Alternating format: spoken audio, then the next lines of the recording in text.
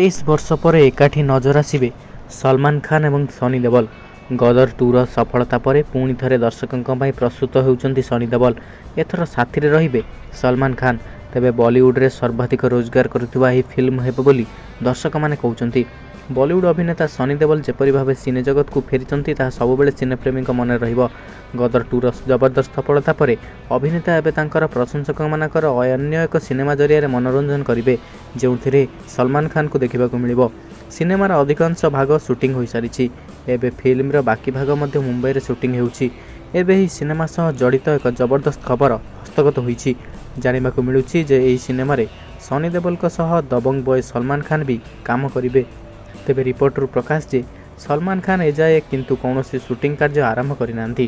ସେ ଖୁବ୍ ଶୀଘ୍ର ସଫର ପାଇଁ ସୁଟ୍ କାର୍ଯ୍ୟ ଆରମ୍ଭ କରିବାକୁ ଯାଉଛନ୍ତି, କାରଣ ସନି ଦେଓଲଙ୍କ ଫିଲ୍ମର ନାଁ ହେବ ସଫର, ଯେଉଁଥିରେ ସଲମାନ ଖାନ୍ ଅଭିନୟ କରିବେ। ଜାଣିବାକୁ ମିଳୁଛି ଯେ ଆଗାମୀ 12-13 ଦିନ ଭିତରେ ସଲମାନ ଖାନ୍ ଏହି ଫିଲ୍ମର ସୁଟିଂ ଆରମ୍ଭ କରିବେ। ଜାଣିବାକୁ ମିଳୁଛି ଯେ ସଲମାନ ଖାନ୍ ଏବଂ ସନି ଦେଓଲ ପ୍ରଥମେ 1996 ମସିହାରେ ଜିତ୍ ସିନେମାରେ ଅଭିନୟ କରିଥିଲେ। ତାଙ୍କର ଏହି ସିନେମାରେ ଅଭିନେତ୍ରୀ କରିଶ୍ମା କାପୁରଙ୍କୁ ମଧ୍ୟ ଦେଖିବାକୁ ମିଳିଥିଲା। ସେବେଠାରୁ ଏହି ଦୁଇ ଷ୍ଟାରଙ୍କ ଯୋଡ଼ି ବଲିଉଡରେ କେବେ ମଧ୍ୟ ଦେଖିବାକୁ ମିଳିନଥିଲା। ଏବେ ପୁଣି ଥରେ ଏହି ସଫର ଫିଲ୍ମ ଜରିଆରେ ସନି ଦେଓଲ ଏବଂ ସଲମାନ ଖାନ୍ଙ୍କର ଅଭିନୟ ଦେଖିବାକୁ ମିଳିବ ଦର୍ଶକଙ୍କୁ। ଦର୍ଶକମାନେ ମଧ୍ୟ ସନି ଦେଓଲଙ୍କ ଗଦର 2 ଫିଲ୍ମକୁ ବହୁତ ମାତ୍ରାରେ ପସନ୍ଦ କରିଥିଲେ।